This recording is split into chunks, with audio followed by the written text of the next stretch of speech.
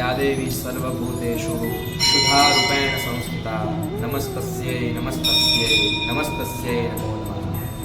આજથી શરૂ થતા શાકંબાઈ નવરાત્ર દર નવરાત્ર એકમથી નોમ સુધીના હોય, પરંતુ આ શાકંબાઈ નવરાત્ર આઠમથી પૂનમ સુધીના હોય છે।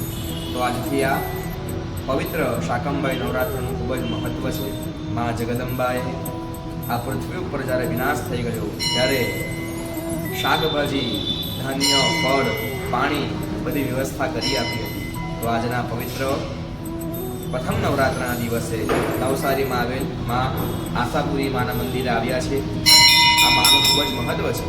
માર્કંડેય ઋષિએ જે ચંડી પાઠના દુર્ગા સપ્તશતીના રચેતા છે તેણે અહીંયા આશાપુરી માતાને ચંડીપાઠ સંભળાવ્યો હતો। તો આજે એ માના દર્શન કરીએ પહેલા દિવસે અને આપણા જીવનમાં ધન્યતા અનુભવીએ। જય માતા।